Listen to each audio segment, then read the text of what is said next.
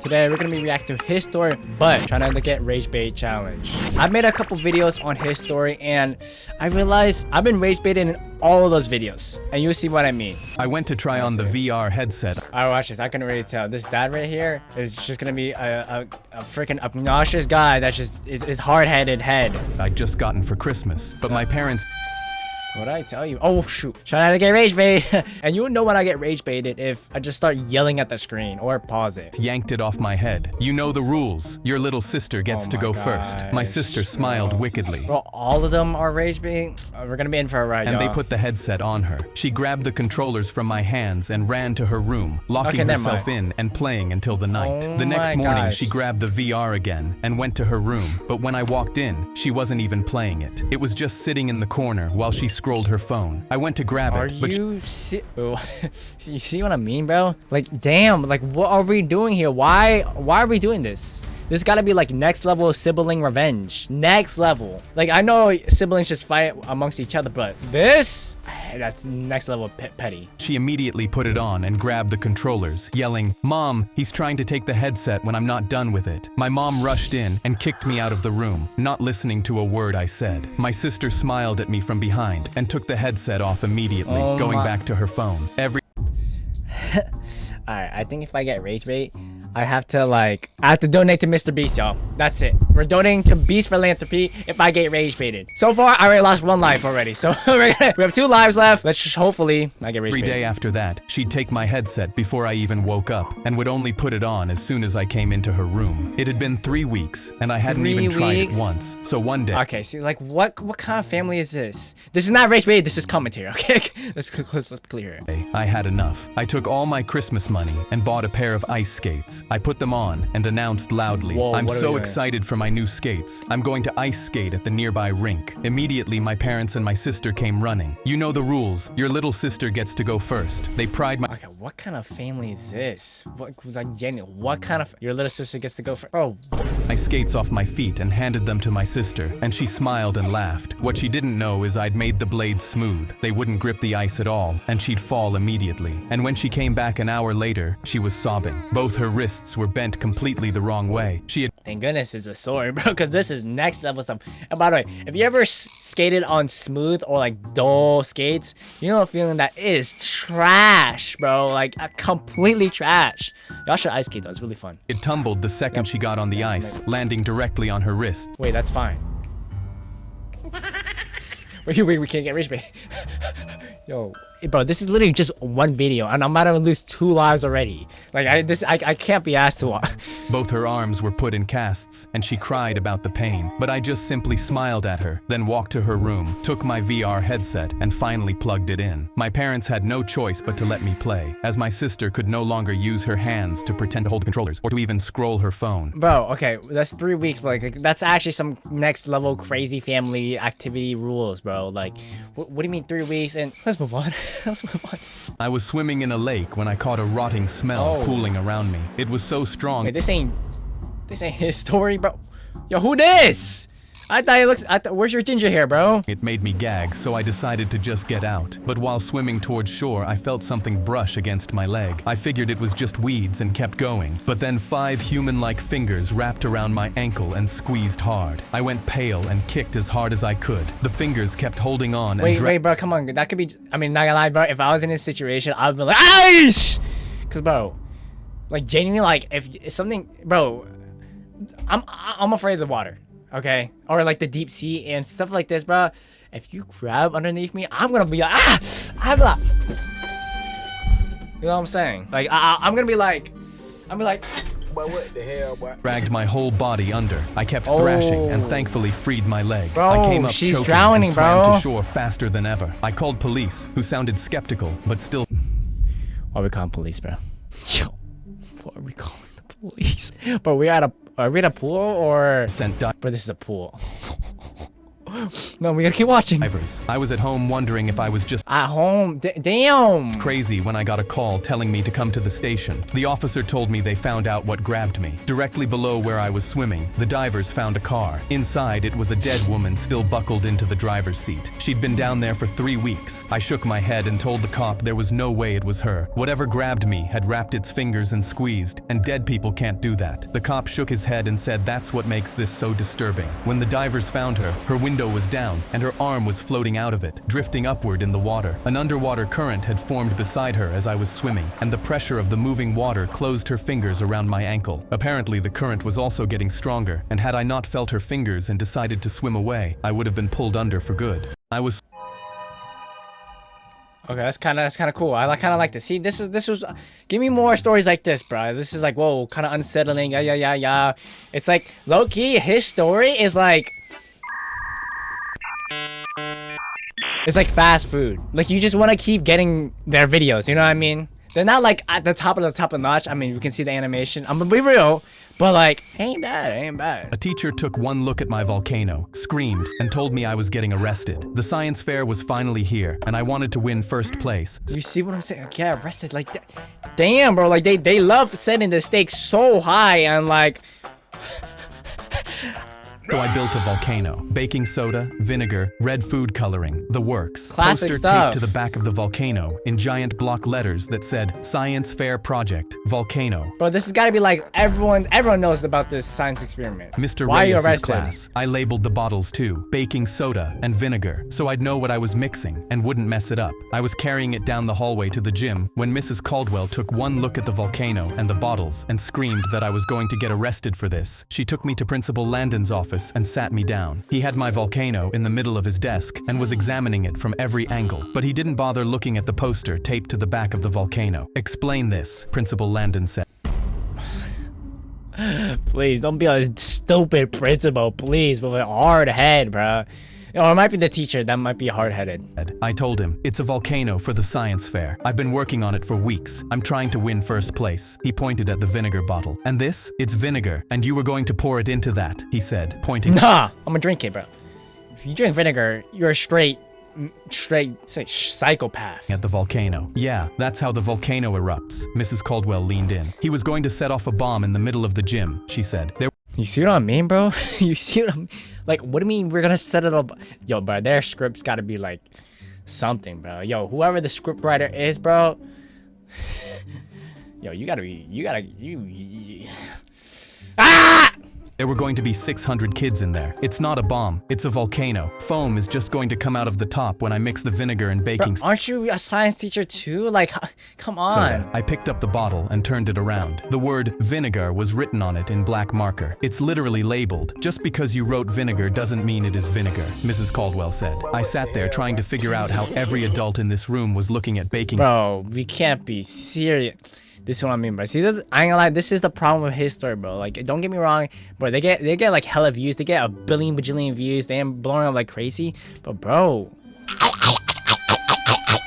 soda and a bottle of vinegar and seeing a bomb. Just call Mr. Reyes. He's my science teacher. Okay, I never said. mind. Principal Landon picked up his phone and called Mr. Reyes. Mr. Reyes walked in 2 minutes later, looked at the desk, looked at the volcano, looked at the poster, and laughed. You two know it's the science fair today, right? He pulled out his phone and showed us pictures of students at the gym, all with their science projects. A kid with a solar oven, a kid with a model rocket, a kid grinning behind a potato with 2 wires stuck in it. He looked at Mrs. Caldwell. Use your brain for a second. He labeled the bottles. He labeled the volcano. He has a poster that says volcano. And you saw all of that and thought he was going to blow up the school with baking soda. That's what I'm saying, Mrs. bro. Caldwell stared at the floor. Mr. Reyes picked up my volcano and told me, we're done here. Let's go. But by the time we got... W science teacher, bro. I'm not gonna lie, bro. When you have a good science teacher, I mean, you can say this for any subject. Nah, specifically science. They be the goats, bro. Like, they genuinely... Like, I remember my science teachers from high school, and your boy is like 37 years old. You feel me? So...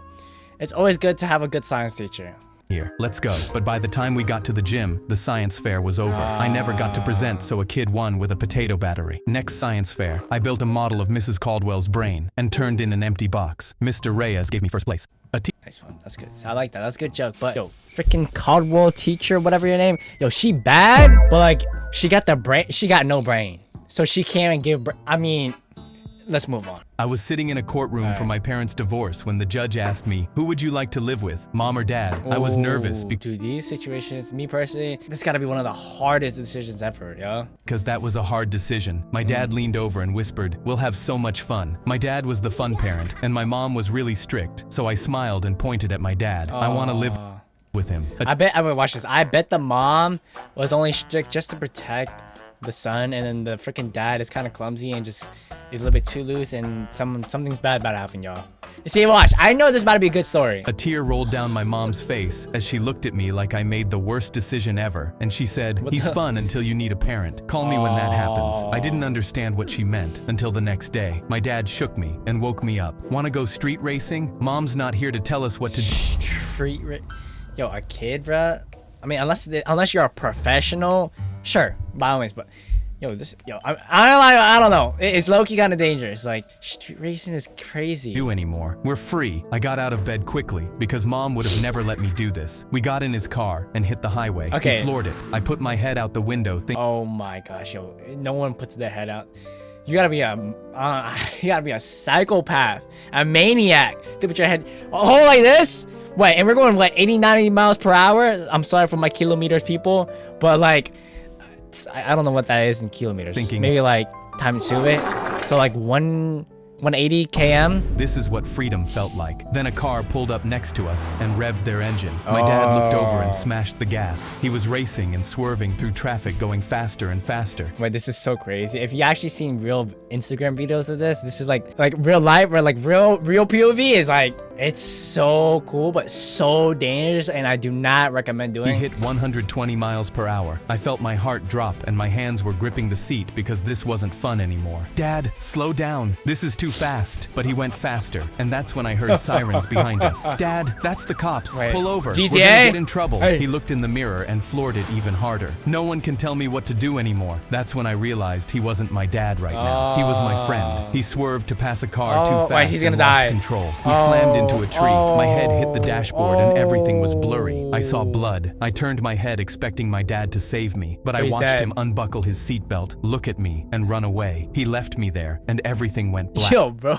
hit the saddest face ever. Save me, but I watched him unbuckle his seatbelt, look at me, and run away. He left me He's like, wait, hold up. Bro hit the saddest face ever. there, and everything went black. I woke up in a hospital bed. My mom was sitting next to me holding my hand, and I started crying. Hey, you gotta see this, bro. See, I learned this as a 47-year-old, bro.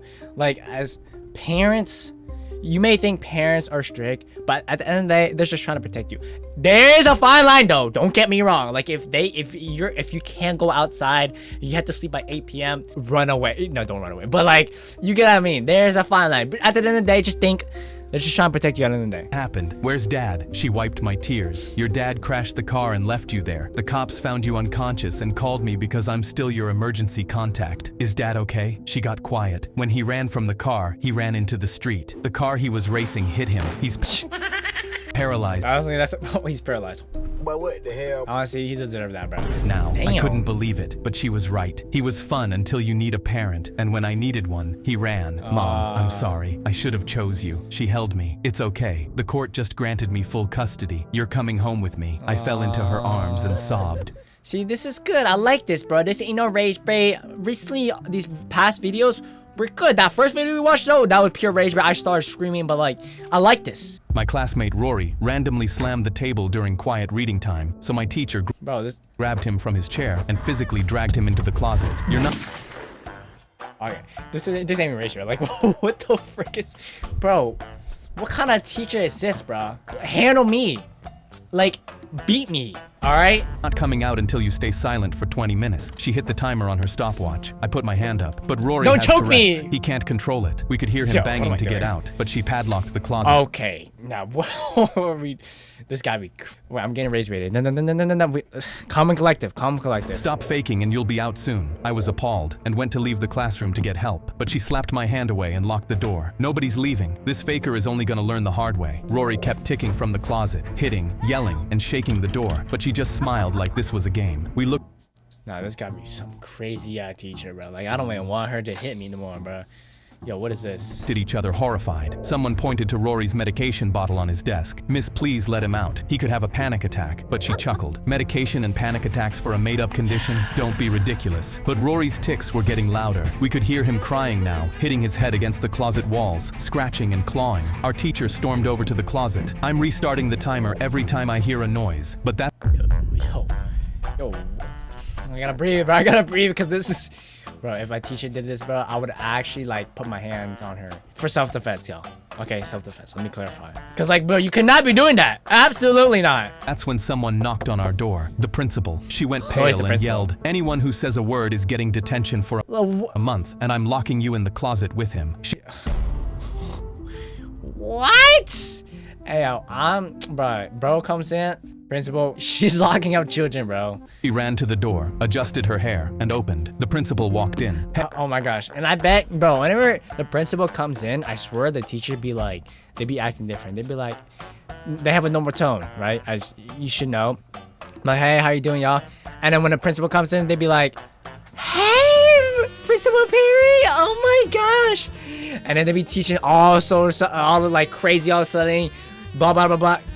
Hey, I'm just here for the report papers. I think they're in there. He pointed to the closet Rory was in. My heart jumped, and I could see the teacher go completely pale. He started walking to the closet, but she jumped in front of him. I'll get them for you. She sprinted to the back. We all sat there praying he'd notice. She covered the closet door with her body. She unlocked it and opened it just enough to grab the folder. The principal didn't notice. But then, as she padlocked the door shut, it happened. Rory banged from the inside, loud. Her jaw dropped, and we all held our breath. My heart was pounding. The principal raised an eyebrow. What was that noise? She started stuttering. Something just fell. No big deal. She smiled and handed him the folder. The principal looked at her closely. Alright, nah, I'm done. I don't know if I can watch it. What you mean, what was that, bro? If you hear something banging, pa pa pa pa pa, especially in a school environment, it's daylight, it's okay to investigate. This is not nighttime, so there shouldn't be any monsters.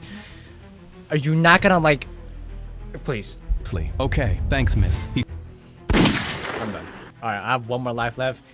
If I'm not gonna continue this because my cortisol is gonna spike. So we're gonna keep watching. If we get rage baited one more time, we're gonna have to donate to Mr. Beast. Family was extremely poor, but then one day my 12-year-old brother started coming home with extra cash, new sneakers, and gold watches. I instantly asked, where did you get these? And he just shrugged. Kids at school give me stuff for winning games. But he was in 6th grade. Who gives out gold watches for winning rock, paper, scissors? I was confused and worried. So after work the next day, I followed him after school. I saw him rounding the corner of the gym building, and minutes later, I heard aggressive shouting coming from there. I ran over and saw a crowd of kids in a circle chanting and yelling, get him, swing. And when I pushed through, my stomach dropped. This was a fight ring, and my 12-year-old brother was in the middle getting swung at by a 12th grader. My heart broke, and I felt 12th grader? Come on, make it fair. Bro, wait, he said 6th grader? Dropped. This was a fight ring, and my 12-year-old brother was 12-year-old brother was in the middle getting swung at by a 12th grader.